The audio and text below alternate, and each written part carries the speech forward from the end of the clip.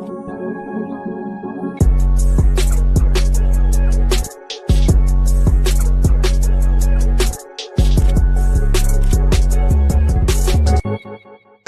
what's up, everybody? Welcome to a brand new episode of Spill the Tequila, y'all, here on the John Rocha channel. Ooh, I gotta get used to saying that. You don't even want it. I gotta get used to saying that. I've been training my mouth. Gotta train my mouth to say that. But yeah, yo, no Diddy, Jesus. I gotta train my mouth. Damn, bro. But we got so much to get into here on the show. You know, we try to keep the show under 90 minutes, but we are going to be talking about the comments from Beau DeMayo and Nia DaCosta coming after Marvel and really Beau with a lot of the comments here, but Maya low-key passive-aggressively taking shots at Marvel and Jordan Peele kind of as well. We're going to get into that, and we're going to talk about where Marvel is right now with this F4 situation, underperforming at the box office, and you've got the Spider-Man Brand New Day right on the horizon. The Avengers film's on the horizon, but there's still more stuff around Marvel. It's not radiating positivity all around, and so where are they at as a brand? Are they too damaged to come back from that? We're also going to get into Spike Lee and Colin Kapernick. And we're going to get into other things that are going on here and like in the NFL and talk about that Amanda Seales outnumbered video that she did where she was going toe-to-toe with black conservatives and what came out there. So I am John Rocha, and joined as always on the Spill the Tequila by the king of swag himself, Winston A. Marshall. Winston, how are you, man? Don't get this new COVID, man. Miss Rona has turned into even more of a bitch. Really? RFK Jr. tells me that he doesn't need to be doing any more research for vaccines or anything. Y'all can just suck it up. Is that the situation? I'm only going to say this once so we don't demonetize the video. That nigga has half a brain and a worm ate it, all right? I ain't listening to shit. First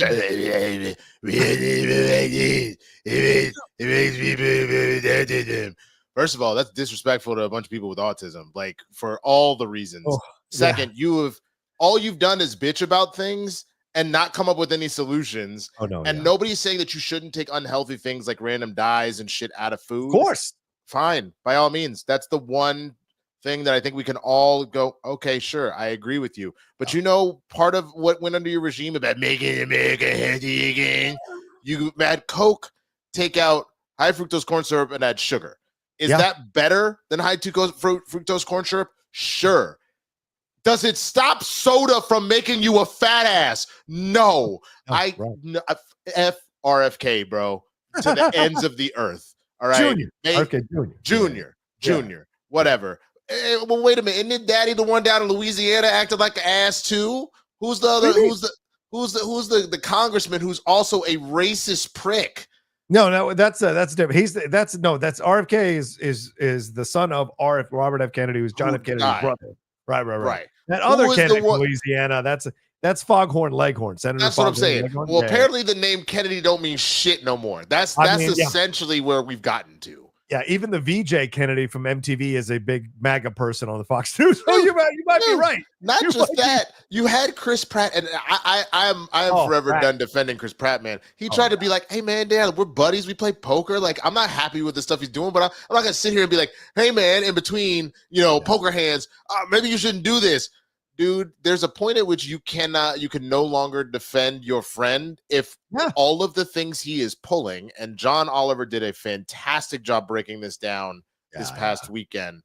But if all of the things that he is pulling, you are actually setting us back health-wise for decades because you're pulling funding and you're pulling projects that are going to help us deal with cancer, deal with Alzheimer's, all these different things. And you are not putting anything in place to try and rectify the situation. Bro, of all the things that Trump has done, I actually hate RFK the most out of all of it.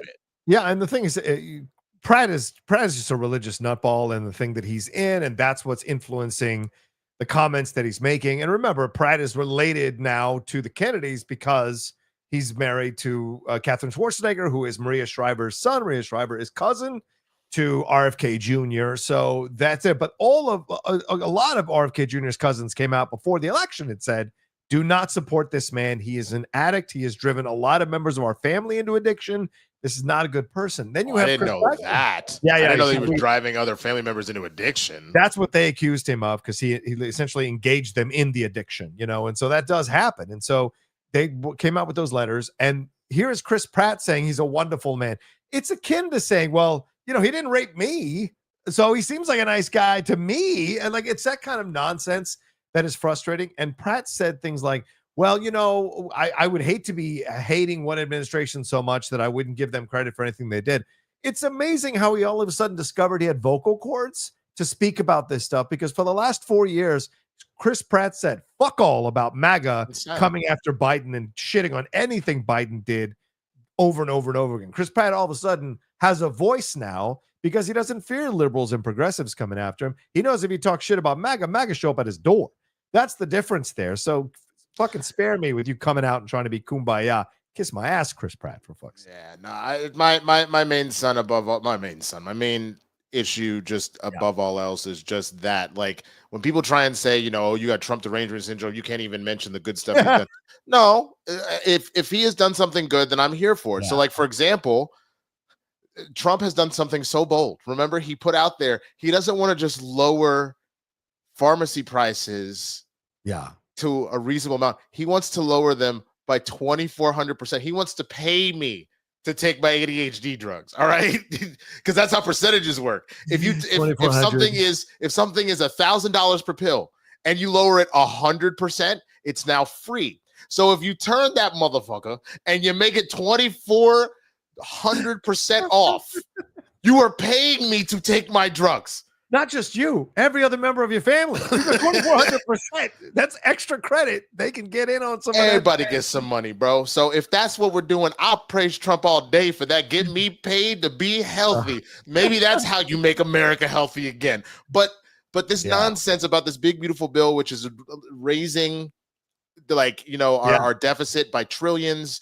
And all of the things it undercuts, including SNAP and Medicaid, even though he kept swearing he wasn't going to do it, but it clearly the only way you can do it, and it's in the bill, you have to cut. I will give credit where credit is due. Show me where the credit is due. Right. That's all I ask. I think that's fair. And also, do you trust these guys to be the poster children for making America healthy again? I don't know. These guys can't even do a pull-up. I saw people talking about Hexen having to. It's like, yeah, that's how they did it in the army and shit. First of all, RFK Jr. doesn't even get his chin above the bar, so it doesn't count. No. Hexeth is trying to do a kip up, which is what we do in CrossFit. And the way he does it, the form is completely terrible. And look at this guy behind him trying to do push-ups. You don't put your belly down on the ground first when you do push-ups. No. You do a straight plank up and down. So, these are not the people to teach you how to be healthy again, for God's sake. No, and to that point, look, I will give credit to people that are older, that are in shape. There was a video going around of RFK doing incline presses a while back. I want to say he was doing looked like 235, like a 35 on each side. Sure. So he's just short of a plate. But that is actually very impressive, and especially for his age. Like I said, I will give credit where it's due. Sure. But I'm not going to sit around and act like this man is the epitome of health for people his age. This is going to sound weird to say. Yeah. I don't really rock with Skip Bayless with a lot of things. I'll give Skip Bayless credit for actually how shape he genuinely stays. That's actually he is somebody that I'm like, wow, good for you, old man. You know what I'm saying? So no. I will give him credit for being a better fit 80-year-old than most, but you know what's not fit? His mind. It's true. Anyway, that's not where we were going to go to start the show, but that is where we went when we started the show, because that's about Spill the Tequila. We're going to talk about what the hell we feel like talking about when it strikes our fancy, and there you go to start the show. But we are going to get into it now, get into the topics. Just remember, this is a 90-minute show. Try to keep it to 90 minutes. So if you want your Streamlabs and Super Chats answered, send them in now so we get to them quickly and answer them here on the show. So let's get into the first topic here. And as I mentioned, we're going to get into some of this conversations that are going around about Marvel in the pop culture zeitgeist here. Let's start with Beau DeMayo. Beau DeMayo here was spoken out about Kevin Feige and Marvel Studios for allegedly failing to support his animated series. And remember, this was one of the most amazing series that has come out, one of the top things Marvel has done in the last few years. And of course, DeMayo had his contract terminated for, quote, egregious misconduct, which was connected to his OnlyFans account. There were allegations of other things, but none of that stuff has really come out and been substantiated yet. And of course, there is still a court case, which he talks about all the time. But he did get into the reasons about or his feelings about the mutant saga and the Marvel mutant saga and all this stuff. He said, the X-Men are so much bigger than anyone created, myself included. Would I have loved to write, direct, and steal live action films? Yes. But I have great faith that there are amazing artists out there who have amazing visions and stories to tell with X-Men. Now, do I have faith in MCU's mutant saga? Short answer, not yet, no. And let me walk through why. And then he goes into all these reasons why, Winston, that he does not think Marvel has prepared the mutant saga correctly throughout this whole thing, because they haven't led up to it correctly. They don't have it in creators who are that invested in these characters. He called out a few of the executives for trying to shut him down when he tried to talk about the history of these characters and how important it is to flesh out these characters. And he thinks in the end that Kevin Feige was jealous of his success with X-Men 97 because people kept referencing that show as a alternative to what Marvel was putting out theatrically. So what are your thoughts with all these comments from Beau DeMayo? And of course, keeping in mind that he's been accused of some things behind the scenes here. I really need him to just kind of stop talking for a while. I think it would be a thing. Like, I don't have a problem with people calling out issues with studios or systems or things like that that are abusive or that are doing things wrong or things like that. But the problem is Disney living rent free in your head, dude. All you do, Marvel specifically, Marvel specifically, all you do is continuously trash talk. If this is what you're gonna do, if this is what you want to make like your living now, then start a podcast, Brody. Like get off Twitter, and stop. A good idea. If he really has this much to say, then start a podcast. Because I also have to believe that there's a certain level of this. Like, he's not said anything, it sounds like, straight up. That is going to get him in a lot of trouble. But if you're in open court proceedings, you might want to be quiet about the company that is essentially you're suing, is being sued by you. You are only going to shoot yourself in the foot. This doesn't seem like a smart action plan if the ultimate goal is to try and win that case. So are there some truths that are probably there? Yeah. Sure. I don't think that we're telling full-blown lies here.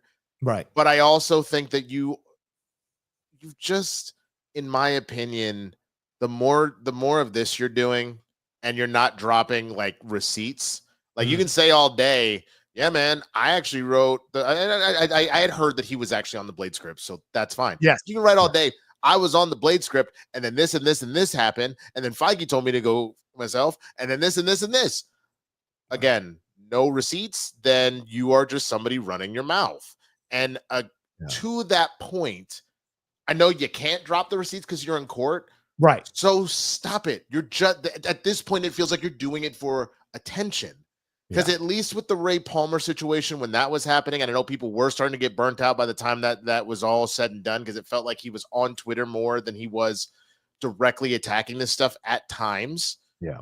At least receipts did come up about that. So there was something to go, wow, Ray was actually right about this, that, and the third. So that is the difference here.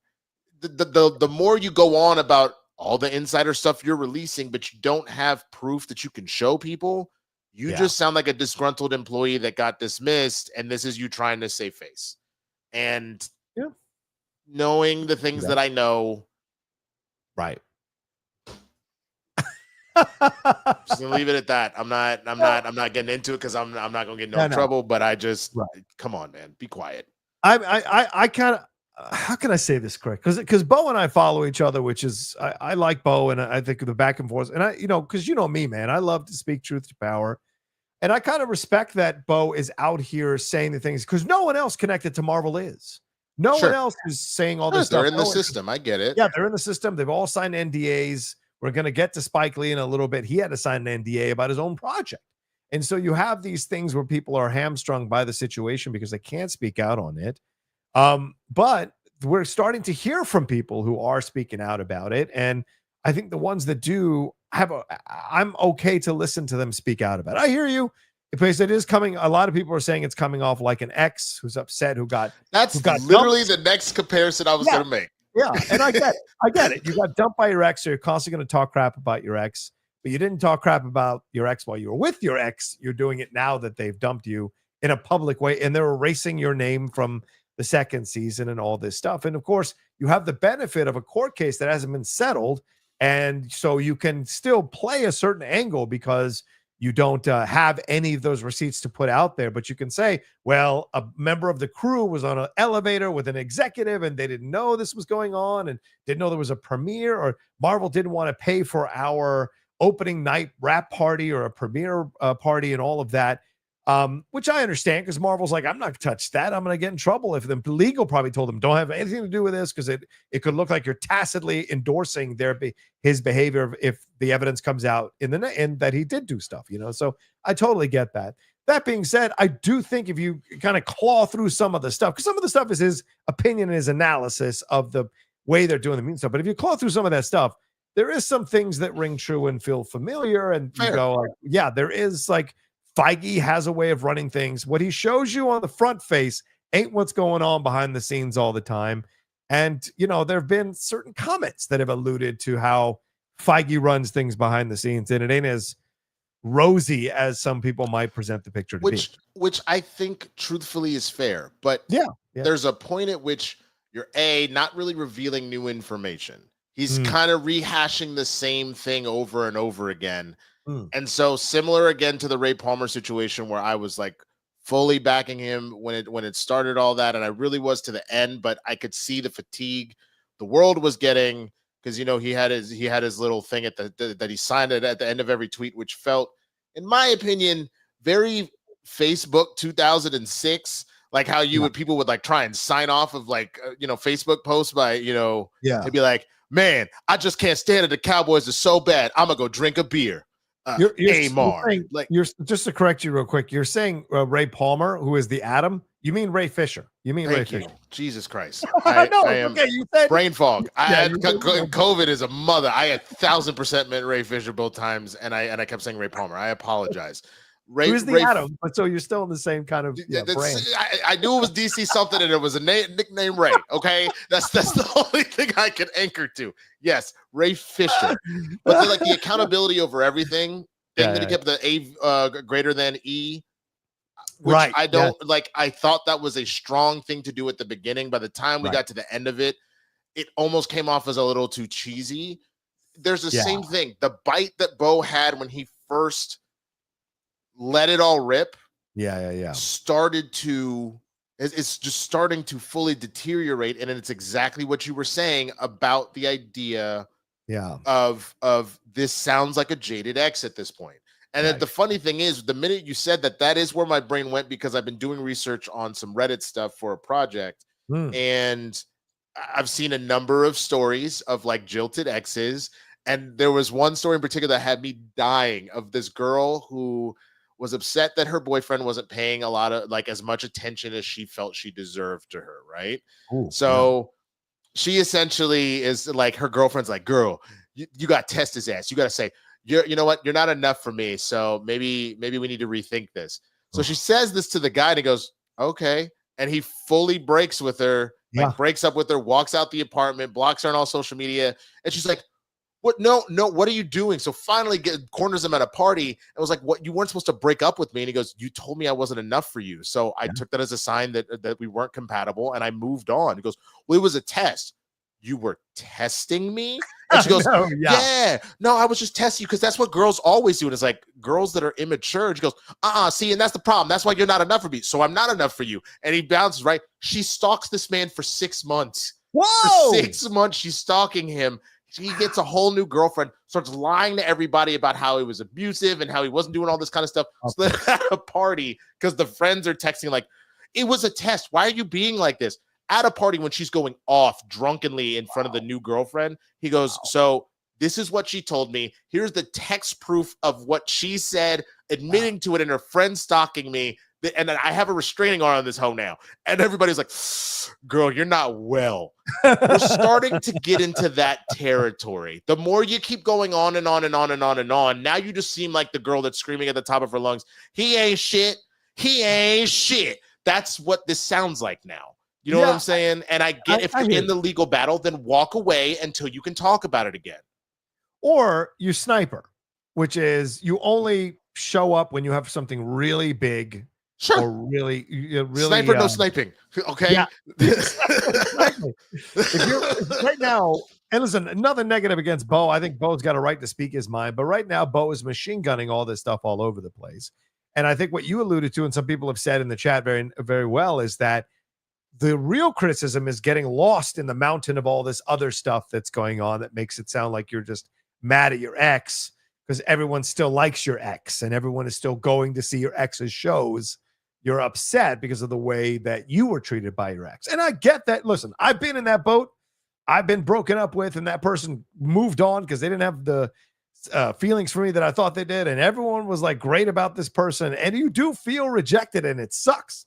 So the temptation is there to kind of talk shit loudly enough so that they turn around and look back at you. And I think this is what it feels like is that Beau wants Feige to call him and be like, okay, what's wrong? What happened? Let's talk about it. I'll tell you this right now, man. There are two things. One, there's a reason the term living in someone's head rent-free is a thing. Yeah. Clearly, Marvel is living rent-free in your head because you will not stop talking about them. 100%. And so there's a difference between I'm going to tell it like it is, and I'm going to give you the insider scoop of how they are so wrong and they are so evil, and this is why. And then you would do that versus just complaining about everything. That to me is where things start to get a little bit muddled. Speaking of muddled, my second point just got ate by the brain fog, so I can't really speak on it at this moment. But that's the main thing that sticks out to me is it feels like Marvel is living rent-free in his head. And you've gone from a sympathetic character that people want to hear what you have to say and like, we'll be there, brother, fight the power. We're not going to let them do this to you to now, again, just feeling like a jilted ex. That's what this is. And that truthfully, they always say the opposite of love is not hate. It's apathy. Apathy, yes. So the more you talk about how much you hate them and all that kind of stuff, it sounds like you're still in love with them and you're just upset that this went the way that it went. Yeah, and he's bringing race into it now by implying they not don't. Now he started with that. Oh, well, fair enough. Fair enough. Yeah, no, with the Storm stuff and with the X-Men stuff, and he even chimed in on Nia DaCosta's comments, which we'll get to in just a second. So there's a lot going on with stuff from Beau. I think Beau's, as I said, I think Beau's got every right to speak his mind. But I do think we're getting to the point now where the points that he really wants to make are getting lost in the avalanche of the other stuff. Yeah. And I think if I was Beau's friend, like in real life, like we hung out and stuff, I would tell him, Beau, pick and choose your battles here because you're going to lose the public that you so desperately need to be on your side. If the stuff comes out and they've unfairly vilified you, you'll look even better that you didn't just spew all this stuff out constantly.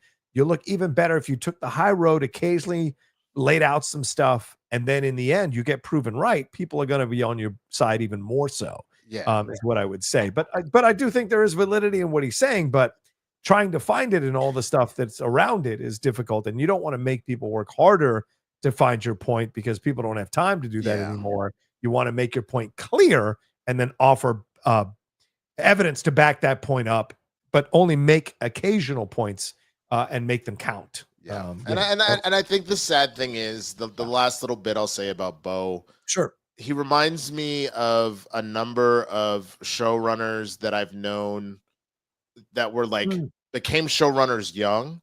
Yes. Were insanely talented. Right. But when you hear about them as people behind the scenes, it's that same thing of like, I would never in a million years compare him to the insanity of Kanye, because Kanye has gone clearly over a very racist, like homophobic, anti-Semitic deep end.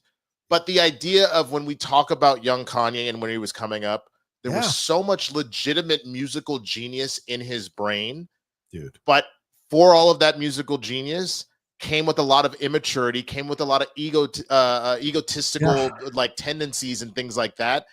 He's reminding me of a lot of those artists that I know that people go, holy shit, they can write their ass off, they can direct their ass off, they can act their ass off, but they're an ass. And that is the vibe that is continuing to be read here. And I know a number of other showrunners that became them like by early 30s, which is very fast for those that aren't familiar how this system kind of works. But they were too young to be in that position.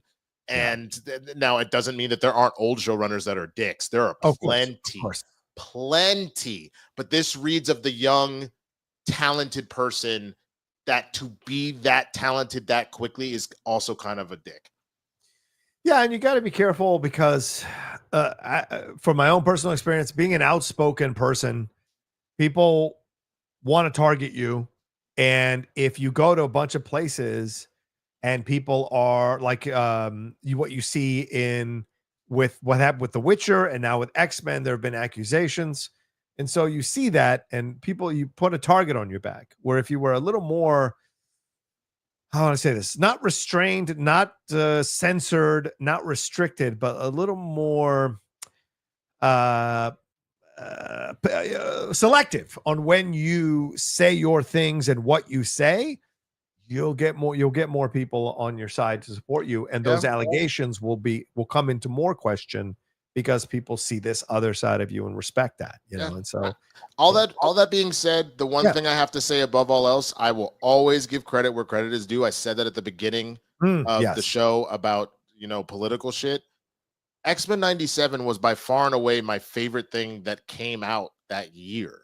Yeah. Like it kind of blew everything else out of the water. It became my show of the year way before we got any other shows, and it never got rocked. There were shows that were very good, but it never got knocked off that throne for me. So I will give credit where it's due. He wrote one hell of an effing show and helped make that a reality despite so many things pushing back against it. But that does not then change the behavior that he's been exhibiting the last year, 2 years. How long has it been? I'm already tired. I don't even remember anymore. It's been 2 years. It's a year and a half. Yes, it's a year and a half. When did 97 drop? I thought it was in 23. Earlier. I thought it was earlier last year. Oh my God. X-Men 97 debut release. It was March of 24. So you're 24. Right, about a year and a half. So but doesn't it feel like it's been 5 effing years at this point? Well, because COVID years are dog years. No, it's not. No, don't do that with COVID, because sometimes you write about that. In this case, every time he brings it up, it feels like X-Men 97 was 5 years ago, and then 10 years ago, and then back in 1997, actually. Like, you know what I'm saying? Like, remember when Beau and Feige were fighting in 97? Oh my God. That's exactly how rumors start. That's exactly how Trump would describe it. It's DeMayo. I don't know, yo. I heard though in 97 he fought with Feige. People say coming together. Some people in the chat are asking if I'll get Beau on the show. I should get Beau on the show, but I need to get a little more knowledgeable about this stuff so I can have a legitimate back and forth with Beau.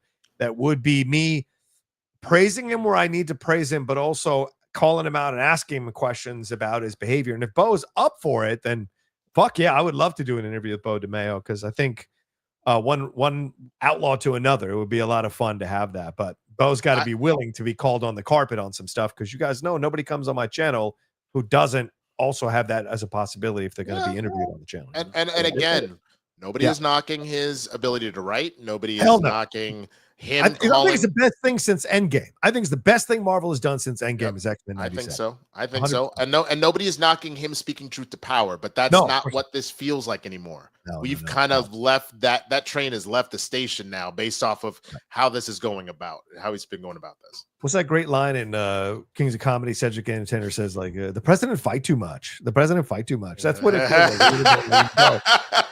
You gotta keep it chill. It's look, man. We, again, not to circle back to Trump, but how many times have been like, bro? The more you bring up X, Y, and Z, the more it feels like every time you go, why are we talking about Epstein? Every time you say that, it feels like you're talking about Epstein a little bit more. It feels like you keep telling on yourself. He has Obama derangement syndrome and Biden derangement syndrome and Hillary derangement syndrome consistently. Obama emails. But Obama gave the land away 14 years ago. That's what really started this. Why? That's a great question. Why was Obama in his mouth? Obama's always in his mouth. No, hey yo. Man, I think he would do it in a heartbeat. I think he would do it in a heartbeat for Obama. 100%.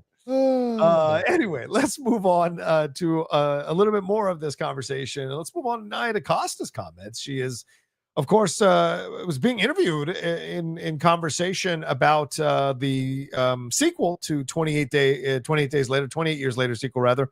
And she was talking about her experience on the Marvels, and this was on THR.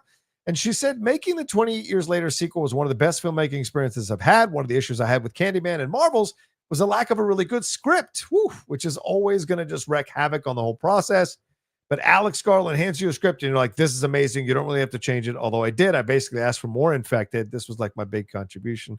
So she basically said in a separate interview earlier this year, she also said today, a deadline, they had a date and they were prepping certain things and you just have to lean into the process hardcore. Speaking about the Marvels, the way that they making those films is very different to the way ideally I would make a film. So you just have to lean into the process and hope for the best. The best didn't happen this time, but you kind of have to trust in the machine. So more tempered criticism, but still criticism there. Winston, what do you think about her comments about the script and about the process, the factory process of making these Marvel movies? I mean, the first thing is you didn't see her put the Marvels in her mouth every 2 seconds. That's true. And I think that has more weight. If you look, one of my favorite quotes that is from a comedy, but it actually is very philosophically poignant, is how Jackie Chan is introduced into Rush Hour, and then he hits it with a, you like to talk. I like people who like to talk because then I get to see how full of shit they really are. Literally the means of, she's spoken on it now twice and in very short terms and then kept it pushing. That to me actually speaks significantly more volumes, because then I'm like, ooh, there's something there. It was a little bit of a dig and a sideswipe, but she didn't say anything super crazy to try and like get her banned from ever working with Disney again. Since obviously that is, that's the parent company for Marvel. But she was still honest. And I think that's good for her to do that. You obviously cannot do it closer to the situation, but good for her for kind of speaking on that. I personally had fun with the Marvels, but I don't disagree that there are issues, a lot of issues with that script. Even kind of including how he decided to deal with Carol's problems and or the villain choice. Like there's a lot of stuff there that's less direction, that's more writing. So she's not wrong. And if it's true that because of the direction that we went, Feige became more hands-on than he ever has been. And that has been the conversation that people have been frustrated with, is this idea of, it feels like he's always been in control, but now it feels like if he's like the admiral of the Navy, he has decided, no, I'm the captain of this ship and this ship and this ship and this ship. No, you're the 5-star admiral, bro. You tell the ships where to go, and then you let them pilot their ships. You cannot be on every single ship at the same time during a battle. And that is part of what it feels like has been going on. So for her to kind of mention, I was supposed to be piloting the ship, is kind of hard when like the engine don't work, because we all know the engine is the script. If this is third hand, fourth hand engine, and I'm still being told I can't determine where to turn my wheel, it is what it is. But I am the captain of the ship, so unfortunately I had to take some L's here. So good for her for being honest. I can't I can't be as successful as I would like to be because you guys keep changing the orders of what you sent my ship out to do. And that's what it feels like. Because to finish off the quote, she says, it was interesting because there was a certain point when I was like, oh, this isn't going to be the movie that I pitched or even the first version of the movie that I shot. So I realized that this is now an experience and it's a learning curve. And it really makes you stronger as a filmmaker in terms of your ability to navigate, speaking of ships. So I think this is this interesting comment for her to make because she doesn't just say the Marvel, she also said Candyman, which kind of throws Jordan Peele a little bit under the bus as well. And I will say this, it also takes two films that she has gotten some crap for, and maybe it's her attempt to take away the blame from herself and put it on other things so that people will look at this 28 years later sequel and want to come see the movie and want to give her a chance to see if maybe it was a script issue with the Marvels and Candyman. Although I like Candyman more than the Marvels, I think I still haven't seen it. director. I know I need to, but I'd like it doesn't throw Jordan entirely. I mean, the other thing that can be said is like, what's the exact quote about finished or not the best script? What did she say? Oh, she said what she said was making the 20 years later sequel was one of the best filmmaking experiences I've had. One of the issues I had with Candyman and Marvels was the lack of a really solid script, which is always going to just wreak havoc on the whole process. Okay. So lack of a really solid script, which is the executive producer's job, right? So Jordan was the EP on Candyman. And then she co-wrote Candyman with Win Rosenfeld and with Jordan. The three of them wrote it together. So, I mean, I feel like I remember hearing something about how it kept getting pushed a number of times. Yes. I don't know if it was just pushed because of COVID to get the release date out, or if they kept tweaking the scripts a whole bunch.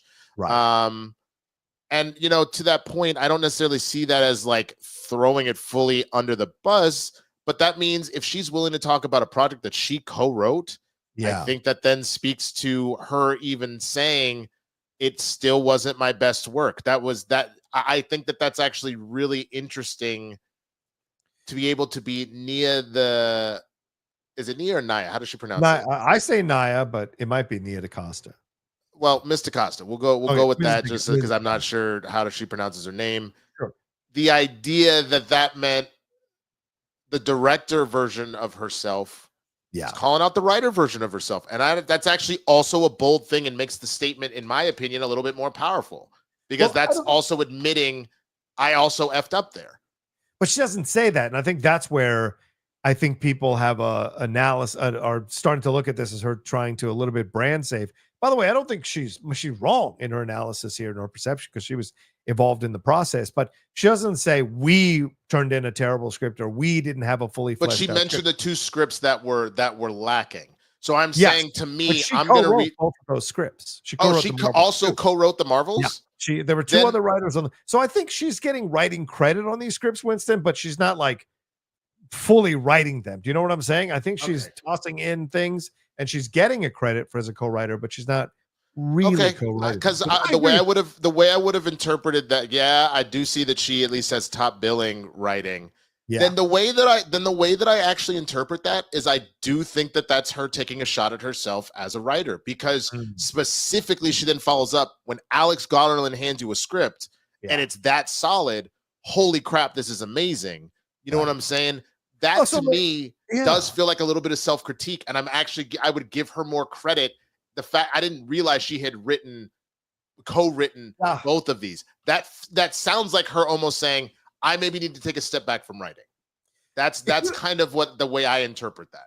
I hear you, and it could also be that she's also commenting on the process on both of these films, because the processes were so janky on both of the films, as you said, with delays and cost-cutting stuff and all of these things, that there wasn't time to get a really solid script done between her and the writers before she started shooting, because she had to get this out by a certain time or whatever. And then they didn't realize there would be delays, which if they had delays, they could have rewritten the script, could have had the script a little bit more solid before they shot, but you can't factor in delays. You don't know what's going to cause delays. And so all of that. So it's probably more a commentary on the process as a whole. And if we take your point and the process and her being aware of how much more she needs to bring to the process, in order to take ownership of the process fully and get better as a writer and get better as a director in navigating. Because now this is 3 franchises in a row, bro. I mean, Marvel's Candyman, which is essentially a horror franchise, and what she's doing now with 28 Years Later, and of course she has that smaller film, Hedda Gobbler or something like that. So that should be coming out. Yeah, that's based off of Hedda Gobbler. Yeah. No, I mean, but again, then maybe that's genuinely what this is a critique of herself as a writer, and at least that's how I'm going to interpret it. Obviously, people will decide how they want to interpret it themselves. Yeah, but that's the only thing that then would make potential sense, because what's the big differentiating factor between this and the last 4 films she did? You know what I'm saying? Is legitimately her writer directing it. Now she's just directing. So like what is that? Like Littlewoods, which was her first one, she wrote and directed that straight up. There's no other writer, right? But Candyman, Marvels, those are things that she co-wrote with other writers, and we don't know if she like came up with the script from the beginning, and or if there were writers there first, and then she got writing credit for contributing certain lines, because that's what happens with directors all the time. Sure.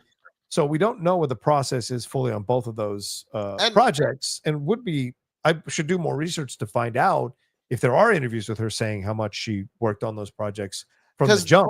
Because the other thing about it too, whether she's taking a shot at herself or whether she's truly just got the little baby writing credit on there because she maybe altered some lines and she's putting this at the feet of other people, like I could venture a guess, Little Woods, with that being her first feature, she probably had been working on that for a while. Right. And there is something to be said. I still think that everything that Jordan has put out as a director has been absolutely fantastic. Agreed. But I do think that there is if we were going to use like the whole, S tier, A tier, B tier kind of system, Get Out as S tier and a tier all by itself with the projects that he's done. And then you have a lot of A tier stuff, but like as good as Us is, and I think it's very good, it ain't touching the script of Get Out. No. Because he has said he had worked on Get Out personally for almost 6-7 years versus Us. He had inklings, but after Get Out was such a hit and after the Oscar win and all that, it was like, oh shit, they want more. So he's like trying to put stuff out. And that's why it felt like Nope felt a little bit more solid than Us, because he'd had more time to kind of work on it and flush it out and go through a few extra drafts and things like, you know what I'm saying? Like, so that could also be what's going on with Little Woods compared to her other projects that she wrote on. She probably was working on that sucker for a while versus, oh shit, I'm on Candyman and we got this shit got to move. Oh shit, I'm on Marvels and this shit got to move. That could also be another thing that comes into play, is people don't realize sometimes when someone's like baby is popping off, it looks like, holy shit, this person is on a whole different planet.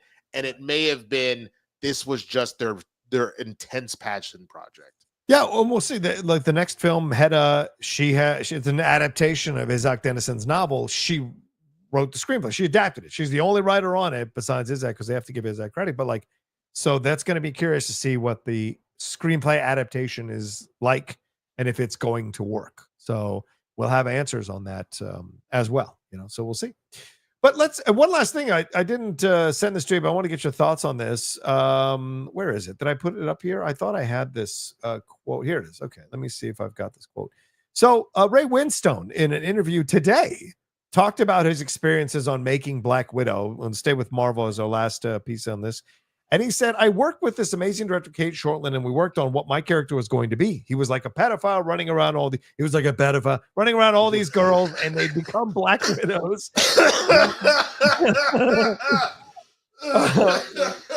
We used to get applauded on set. It was probably the best thing I've done for a really long time. Then I come home after finishing the job and get a call saying we need to do some reshoots. I say, how many scenes? Kate says, all of them. So I said she should just recast the role, but I was contracted to do it, so I had to do it. I go back, they do my hair all nice, put me in the suit, and I couldn't do it. I'd already done it. I thought, I'm not doing it now. I've done it. That's how it's going to be.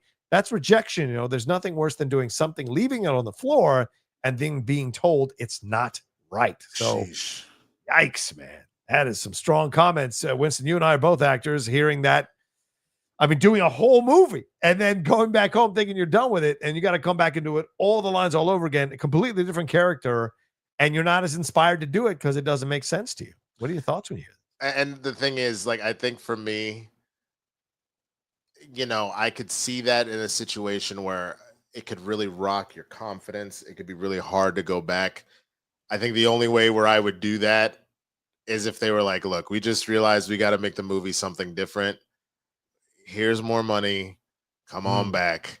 Yeah. I would do that because then I'd be like, you going to repay me? All right, cool. But this idea of like, nope, that ain't it. Yeah.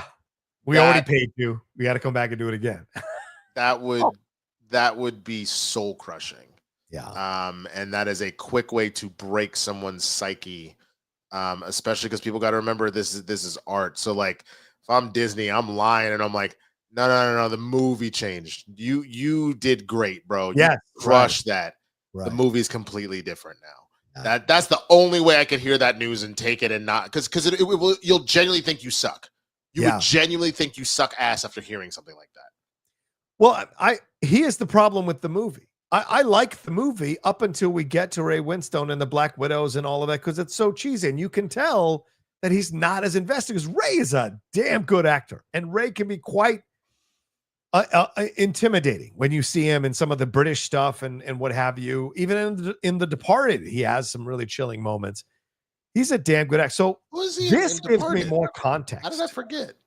What, that he was in Departed? Who is he in Departed? He's Jack Nicholson's second right-hand man. That's right. Yeah. I just so Mr. French. Yeah, I just see Leo and Jack. I can barely hold on to anybody else in that other than say Marky Mark. Matt Damon. Yeah. And Wahlberg. So. Yeah, right. Oh, yeah, but like I've seen him in a number of British things. He can be quite chilling when he wants to be. So to hear him put this in context for me, now I can like look at his performance and go, oh yeah, that makes sense. Because he doesn't look like he's invested. He looks like he's going through the motions a little bit. And so now you understand the reason is because he just wasn't that invested in the change they made to the character. So I'm curious now, release the Kate Shortland cut where he is this pedophile walking around these women. Again. I don't even know how Disney goes, you know what? Go ahead, make him a pedophile. It's totally fine. I don't know how that even got through the system. If that's actually, I mean, the truth of the matter is, I read some of that off of what it just wasn't as apparent. So I'll put it to you this way: Tony Stark has a very specific, and I wonder if part of that was maybe Robert wasn't ready to really dive into it, or if Disney was protecting their image because of kids or whatever. Tony Stark has a very specific storyline in the comics of him dealing with alcoholism. Right. Yes. Iron Man 2, they very lightly touch on it, but only with him at his birthday party. And it didn't even ring of alcoholism as much as someone being upset. And so they get hammered at their birthday.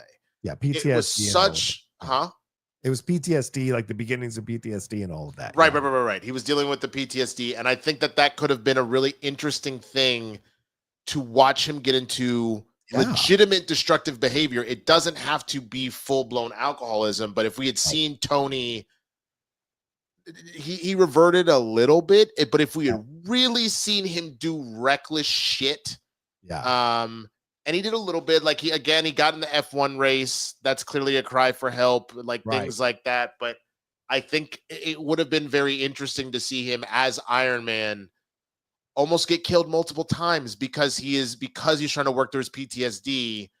You know, he cuts it a little too close next to a missile and gets blown out of the sky and whatever else. And because,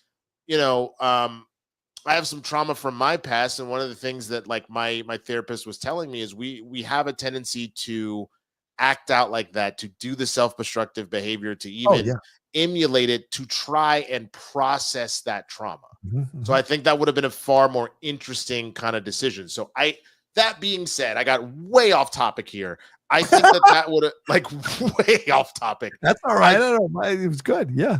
There's nothing about the Widows that doesn't scream like some sort of pedophile or some sort of harem. I own Miss Teen Universe, so I'm gonna go look at them change. I own you. That is I got a baby bit of that in his character it would have been far more interesting. I didn't need to see him abusing these girls. Like, absolutely not. You don't need to do all that. But it would have been very interesting to see him truly lord over them versus just his kind of little speech. Oh, you can't touch me. Ha, ha, ha. It would have been better to genuinely see him be this kind of sick freak that is getting off on controlling these young women, because that's what they were implying, but they didn't go for it, if that makes sense. I love this. Release the Winstone files, the Ray Winston files. The Winstone. Oh God. Oh God. I think something that occurred to me as you were talking just now, which has never occurred to me in my life, Winston A, is that what if there's an alternate timeline where where WB actually bought Marvel, not Disney, and they hired Zack Snyder to do Marvel for WB. Imagine that world, because what you're talking about, Zack Snyder would be open to exploring alcoholism. I think he'd be open to exploring the Isaiah Bradley stuff more and being a black superhero in a white world. Like, there is a possibility where if Zack Snyder had hit the Marvel universe under WB's leadership, we would have gotten the dark edges of these characters that so many people enjoy seeing from the Marvel side of things. Look, what we got was amazing. I'm not going to say no, sure. But I the only thing about that, I think the more time goes on,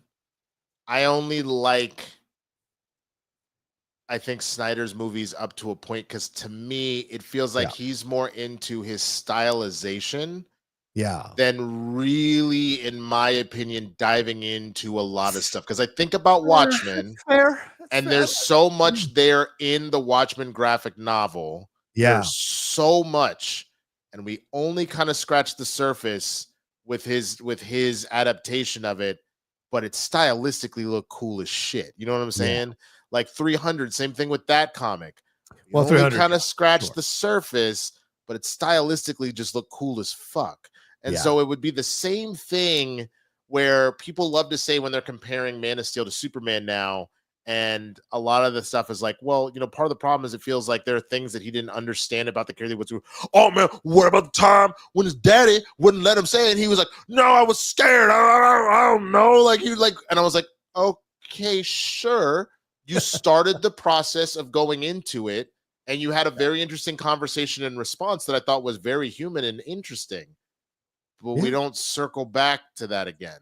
The next time we kind of circle back, it's just like, don't save me, kid, even though you technically could, and nobody would know. There'd been nothing about the government being on your trail. There's nothing about, like, you know, Zod is waiting. Which of you is Kal-El? Which one? I want to see. Save this man. Do it. Like, none of that. Nobody would have known. So that, to me, was like a narrative thing that didn't make sense. And that was where then we're going for edgy and cool than something that really dove in, if that makes sense. You know what I mean? It does. I don't agree with you, but it does. Which is fair. I love that moment. I love that moment. And I think about him not saving his dad. Oh, 100%. I love that. I'll please explain it to me. Please no, because we're going for an hour on that. I'm telling you right now. That's fine. Look, get 5 minutes. 5 minutes, because then we got to make sure we get to the Amanda Seals. Please I reject your premise that nobody would know. Of course they'd know. No, people aren't stupid. 1 minute you're there, 1 second you're there, the next second you see the dad all the way over there. Everybody is watching the highway. So you see Jonathan Kent there. If Jonathan Kent, in the blink of an eye, is all of a sudden in front of you, you're going to figure out something fucking went wrong. And you're going to start asking questions. And in the world that Zack Snyder laid out, where Jonathan Kent is afraid of people finding out about his son because he knows that this is a world that it doesn't want his son, because he's an illegal alien, he's an immigrant, he's a person who has a lot of power and could be damaging for them. So it scares people, because we know in real life, human beings, and yes, Americans, are scared of things they don't understand or don't know, and they hate it immediately because they can't control it and figure it out. So Jonathan Kent in that moment is telling his son, this is not the time to expose yourself in this moment. I won't have you expose yourself and lose you just to save my life. I'm giving my life for your life so that you could, because that's what I believe. And I think that's why the moment works. And I cry every time at that moment. Okay. Because of his feelings over his dad. I understand that point of view. It is what I took away as to what was trying to be said. However, part of the whole lore of Superman and Batman and all of this continuously to that point, how many times has Clark been in the middle of the Daily Planet and Brainiac comes in and goes, Kal-El, you will just like literally one of the things that happens in all. You already talk about it when he's already Superman. He's already adult. This is a teenage kid when this moment happens. I understand that, but there also would have been something very powerful in that moment of Clark disobeying his father because the lesson that was taught about putting humanity above all else. 100%. You know what I'm saying? There's a number of but I get that. But the fact that there's still that, because you have to remember how OP Superman is.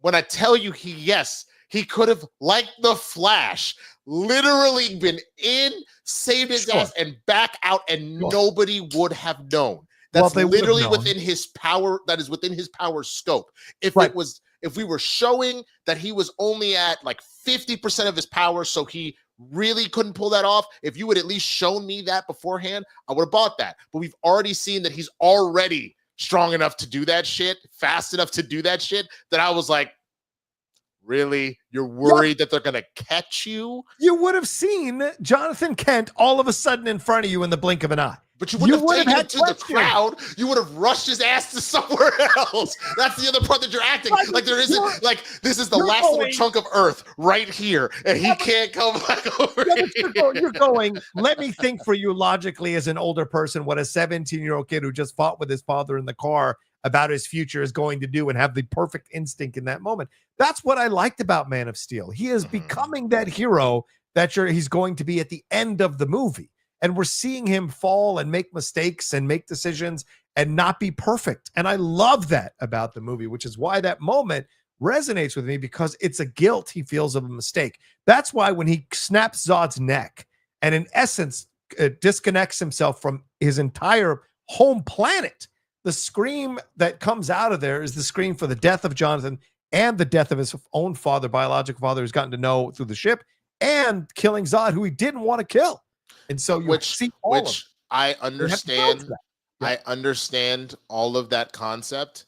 It still, to me, feels somewhat of a weak excuse only because only because one of the things about Superman specifically, why he's interesting, is not always at the fact of what Superman can do. It's what Superman should do. Sure. So if you really wanted to push him as far as things went with about saving Jonathan Kent or not, or not, it needs to be a scenario where John is over here and got trapped under a burning car and this tornado is about to kill a bus of children. Do the trolley problem. You do the trolley problem. Who do you say now it's a Clark, get out of here. Save those kids.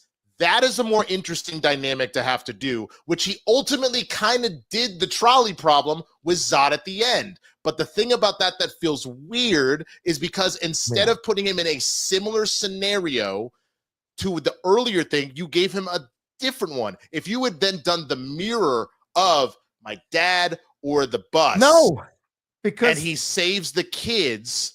Right. Because that's how he was taught. And then you end up my cousin, more or less, my kinsman, the other last Kryptonian, right, or this poor innocent family in my new home. You are now replaying the same thing, and he unfortunately has to make the same kind of decision of I gotta abandon this because it's the right thing to do, and that scream makes more sense to me.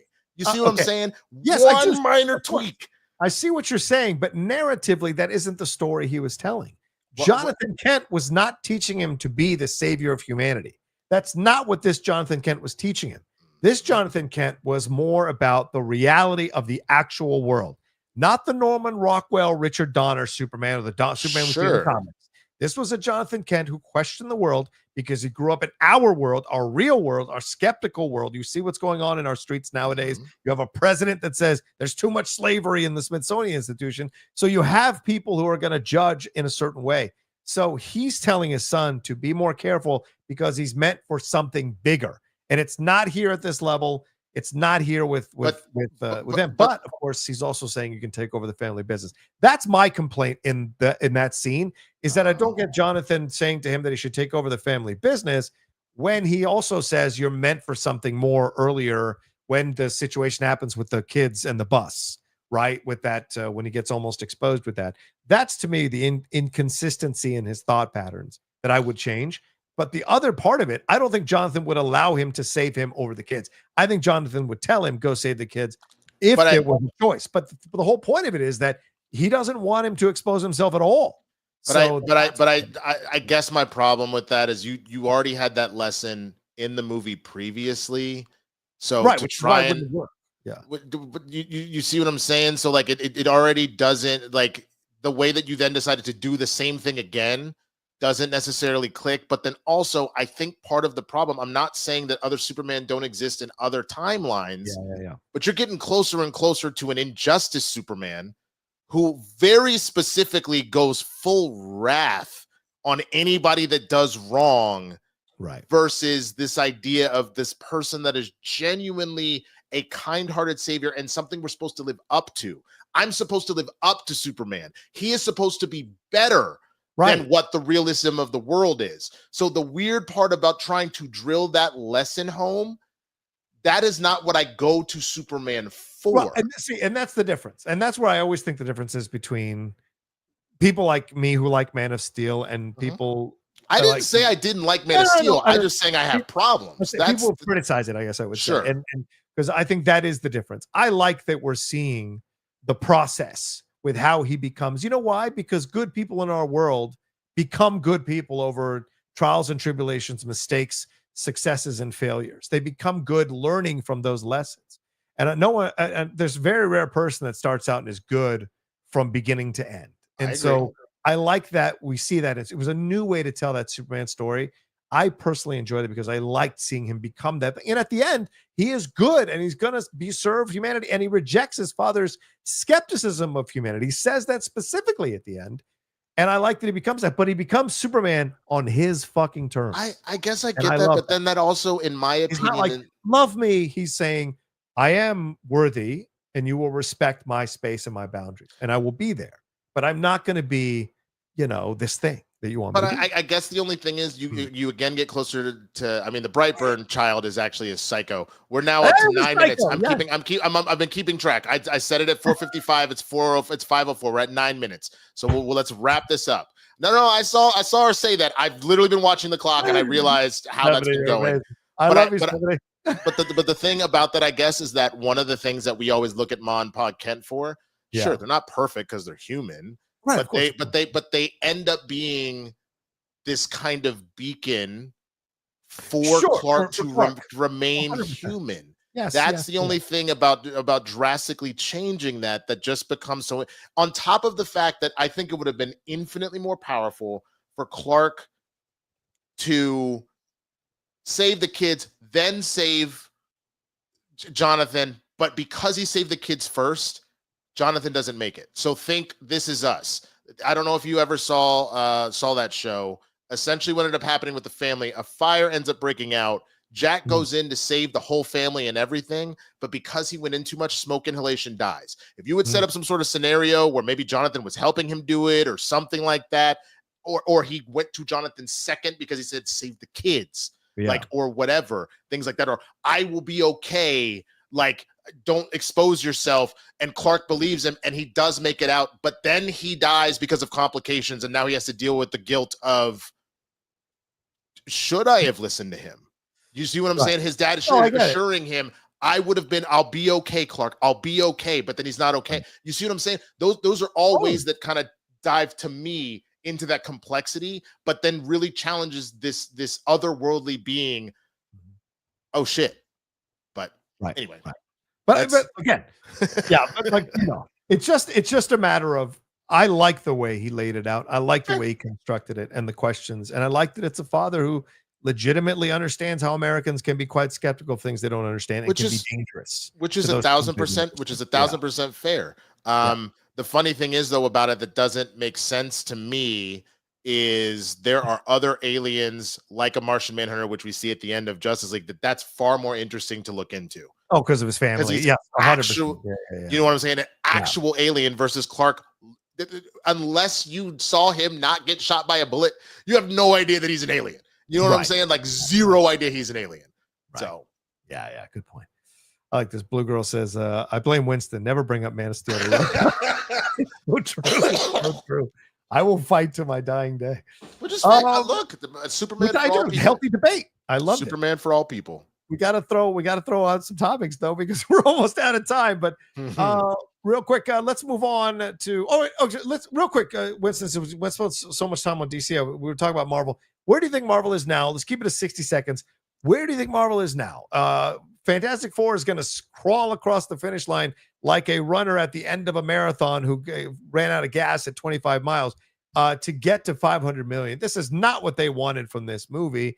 And I already see the Marvel apologists out there saying, well, it was good given the circumstances. What fucking circumstances are you talking about? They promoted this film like crazy. They marketed it like crazy. They got a good director. They got a great cast. And they expected way more from this movie, and it underperformed. So now we've got Spider-Man coming up. We've got the Avengers films coming up. But already people are like, you're not doing enough to build up to these Avengers movies. I don't know if the Spider-Man movie is going to work. What are your thoughts of where Marvel is right now? I mean, I think that they have a lot they have to work out. I think you got to stay the course. I don't think this is as damning as it shows. Okay. Because they still did make good money. They did better this time around than Thunderbolts. I think the conversation that's been had across the board, you just have to cut budgets. Like none of this reads they're doing the wrong thing. I think Thunderbolts being how it was received and Fantastic Four how it's been received just shows you have to cut budgets, because no matter how good Weapons is doing, let me tell you something. Weapons ain't gonna get near no billion. You know what I'm saying? But what they did was But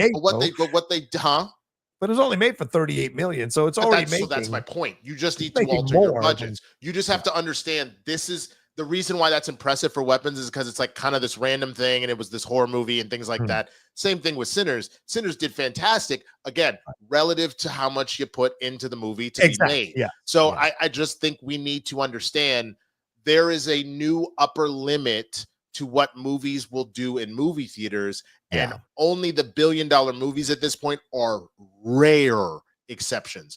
We just were unfortunately in a world where we thought that this was going to go on forever, and we're just not in that world anymore. Yeah, no, I do think adjusting the expectations is a valid thing to feel. I don't think people saying like we shouldn't expect billion-dollar movies. People will go. Lilo and Stitch, Deadpool and Wolverine.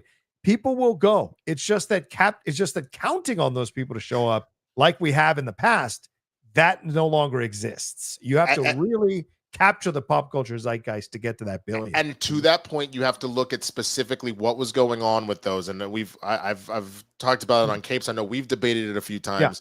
A lot of those, when you look at those scenarios, you look at the Marvel movies or whatever that did that, Top Gun, Deadpool and Wolverine, Guardians 3, Spider-Man No Way Home, Avatar, all of those scenarios are all IPs that were building off of years and years and years of nostalgia. Yeah.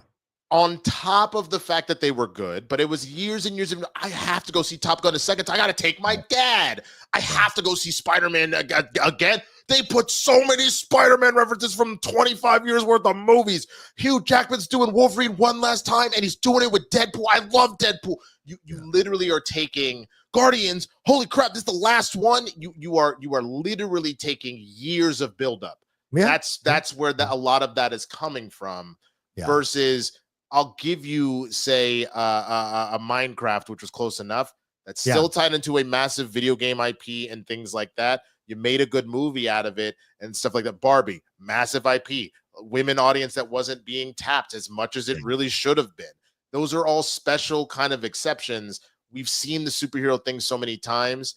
You better be a Deadpool and Wolverine or an Avengers Secret Wars to be able to pull some shit like that off at this point. That's just and I think you have to be clear that it's clear that the Fantastic Four brand is not as over with the casuals as it is with the people in the bubble of Marvel and the bubble of comics. Should say not even Marvel, comic book lovers, right? There are comic book lovers love Fantastic Four, but the casuals, because there haven't been good Fantastic Four movies, no matter what Michael Chiklis is saying now, there have not been good Fantastic Four movies, and that affects the brand. But I would push back a little bit on your comment and say this is still Marvel. So you can say in a vacuum, there wasn't a build up to Fantastic Four, but Marvel itself is the machine that builds up these things. And they have not done a good job building up because of Thunderbolts, Captain America 4. And people forget Deadpool and Wolverine was like, we're going on almost 2 years ago. It was in like February of last year. So it was a while ago, so these are these things you look at, and time is relative now. It ain't normal days anymore. And days are months. It's crazy. Someone asked, by the way, of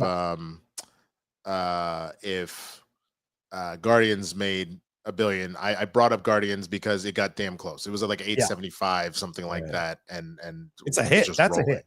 Yeah, exactly. Yeah. Marvel would kill for 875 on Fantastic Four right now. So all right, let's move on to this other thing. Let's talk about this real quick. I know we're running out of time, but what'd you think of the Spike Lee, Colin Kaepernick situation? They were working on a documentary series with ESPN, but in a joint statement issued to Reuters, Lee said that all three are, quote, collectively decided to no longer proceed with this project as a result of certain creative differences. He adds that despite not reaching finality, we appreciate all the hard work and collaboration that went into this film. Last year, Belloni over at Puck News said that there were issues going on behind the scenes, that there were creative differences between Kaepernick and Spike Lee about the direction of this series, and now we see that ESPN is pulling the plug on it. Great to see Rich Eisen back last night, but now you get news like this, and you're like, well, clearly the ESPN is in bed with the NFL, and they don't want anything that's going to stain the NFL. What are your thoughts on all this? I mean, I don't know, man. In a statement in the Variety article, it says, according to a source close to the project, the decision not to move forward was made last summer. It had nothing to do with the NFL, which earlier this month became a part owner of ESPN. The Walt Disney Company owns 80% of the sports broadcasting giant. But who's telling them that? A source close to the project. Nobody says anything. I'll believe it when I see it. Like, there's some things that, like, no matter what you say, optics are optics.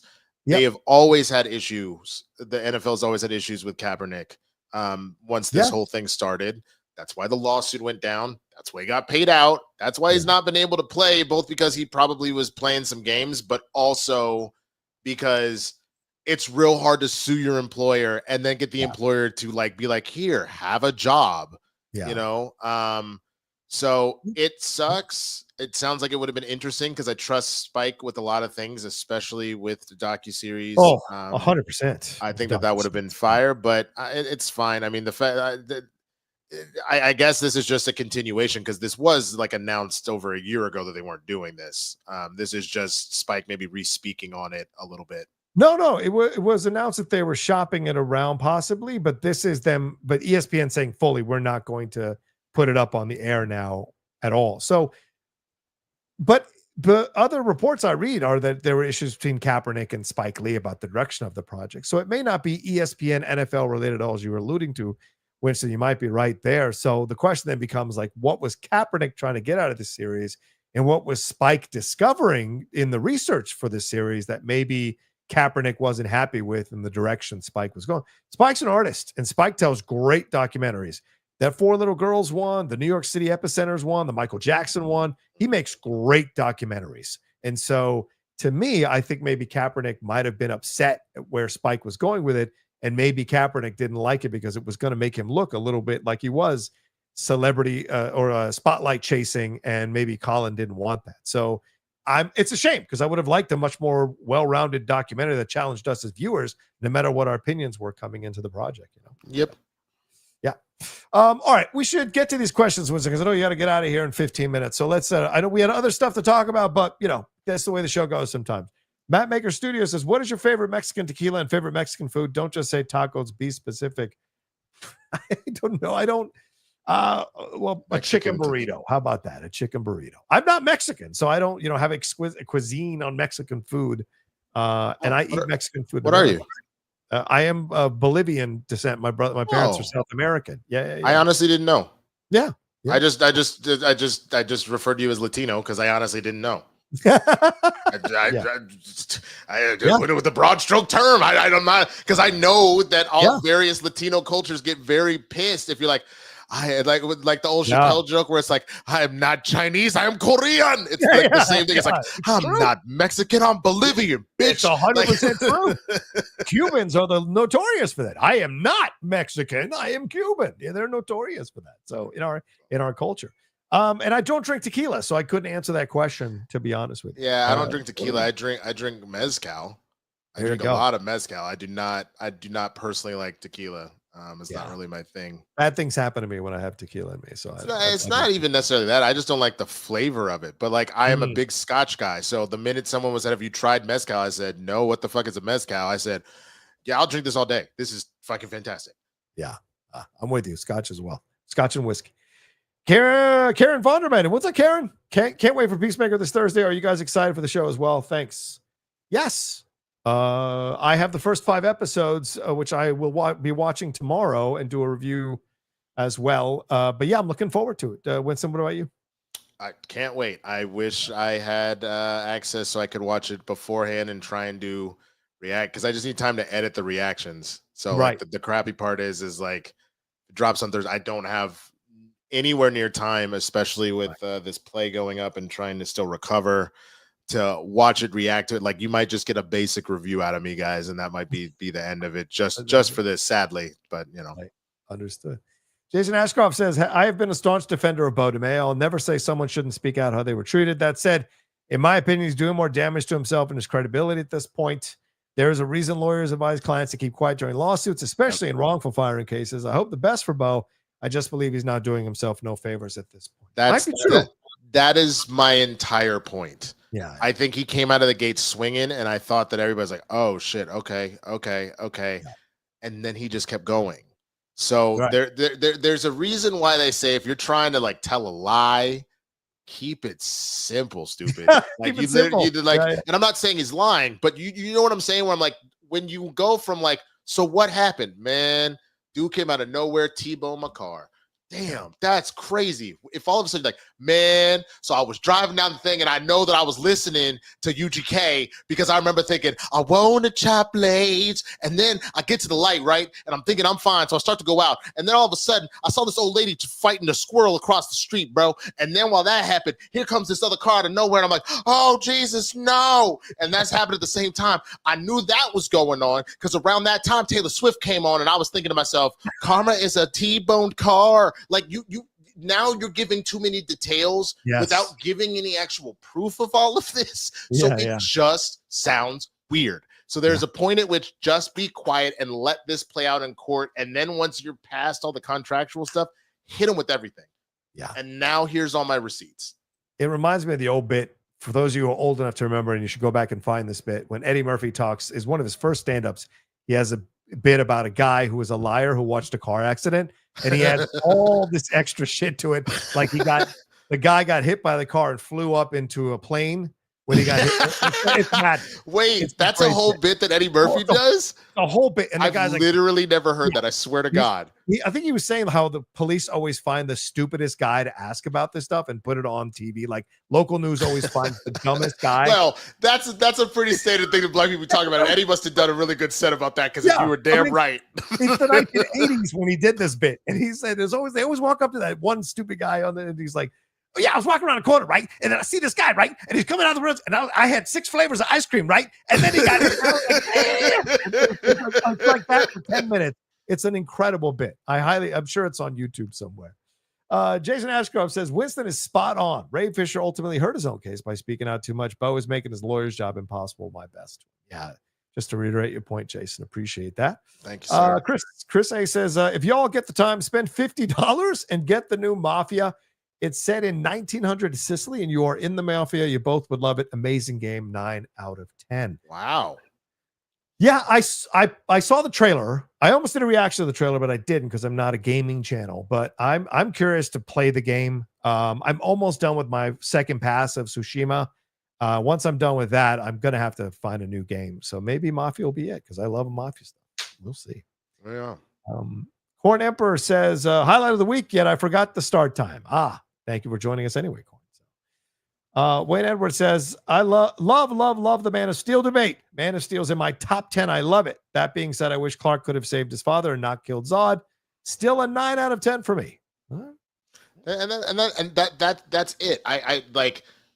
I very much enjoy Man of Steel. That was just my glaring issue with it. And I think we need to be okay giving critique to the things that we enjoy and that we love as much as the things that we don't like. Because if anything, if you only critique the things you don't like, it does at that point sound like maybe there's a little bit of bias. You know what I'm saying? Yes, 100%.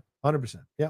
And I agree with you, Wayne. I agree with the fact that it's 9 out of 10. It's 9 out of 10 for me. And I it's probably in my top 20, maybe even top 15, to be honest with you. I love that movie so much. But like what you're pointing out there are clearly, I'd be a fool not to notice that quite a number of people have issues with that. And that has to be legitimate because there's so many people that have issues with it. So it's a matter of taste. Did you like it or not like it? And that's always subjective. I don't actually know the number of how many movies I've seen over the years because I was about to be like, bro, I didn't even sniff in my top 100. But I don't want to say that because I genuinely don't know how many. Because I genuinely don't know how many movies I've seen. I feel like I have seen infinite movies, but there are movies I've seen that I have forgotten about. You know what I'm saying? That I'll never remember until someone goes, "You remember that movie?" Oh shit! Like so.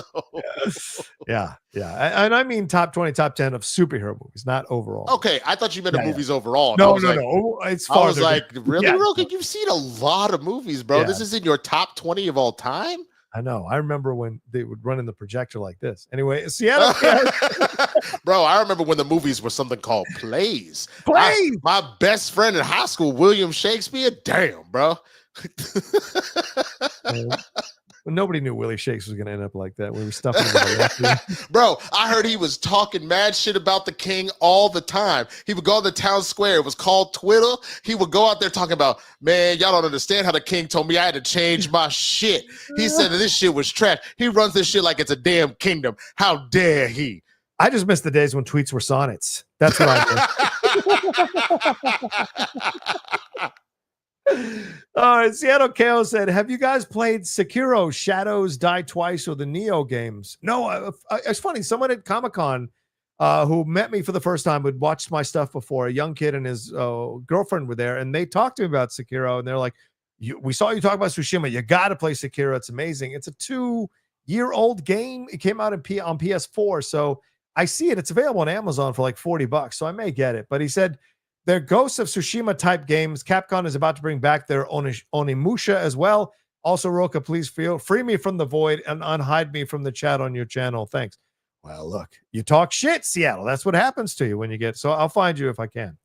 Any of those games interest you, or do you know about those games, Winston? I am not familiar with them. I actually have been going down a nostalgia path. I just restarted Final Fantasy 9.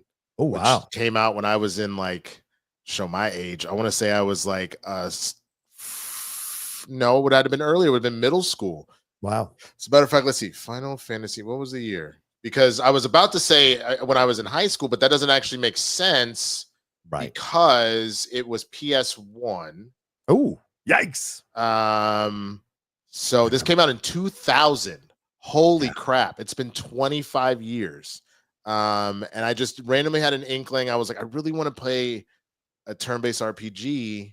And this was the first Final Fantasy I ever played was 9. So I was like, you know what? Screw it. Let's go for it. Yeah. Tim says, Winston, Harloff refused this, but can you do a Johnny Boy Snyder impression? No, I'm not going to have him do that. Real question though, John, the two actors who got into a riff, were they from the movies we saw this year? Anyways, love the show and providing me a different perspective on topics. Oh no, I am not gonna tell you guys who it was. I'm not gonna narrow it down. What's that? What are we talking about?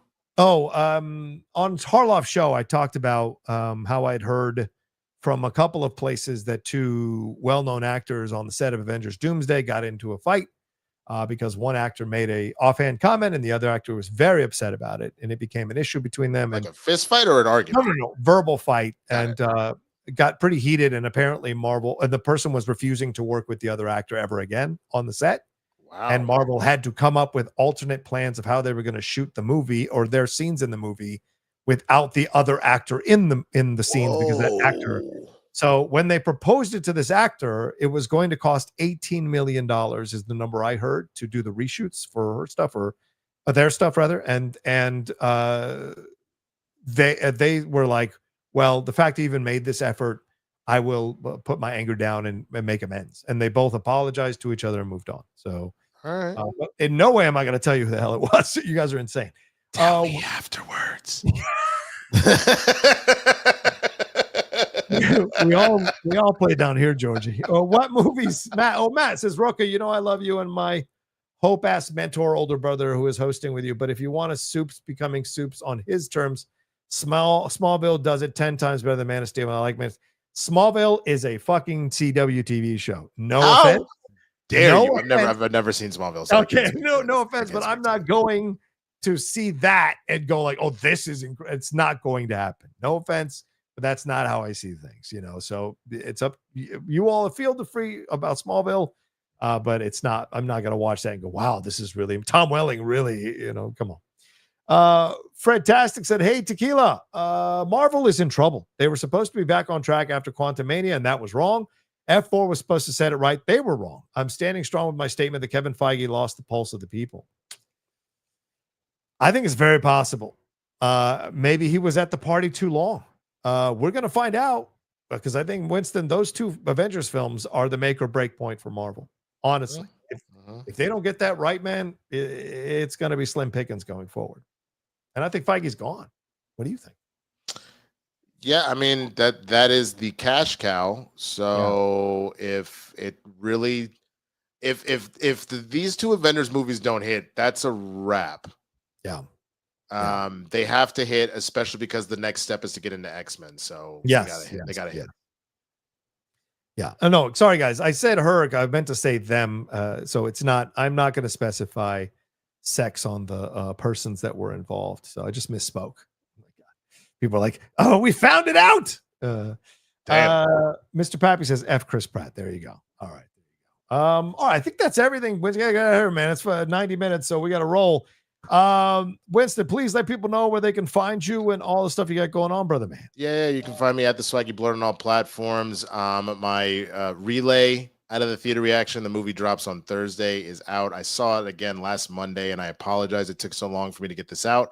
I got sick the very next day, so I just really haven't had the energy set. The only thing I needed to do was edit a thumbnail, but that just goes to show how sick I was. And I was like, I can't.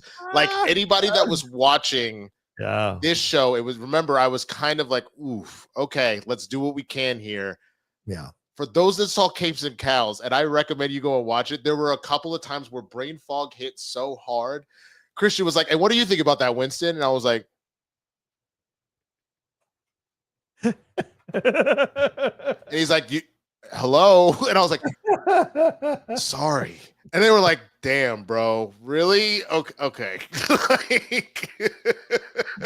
Oh my God. That's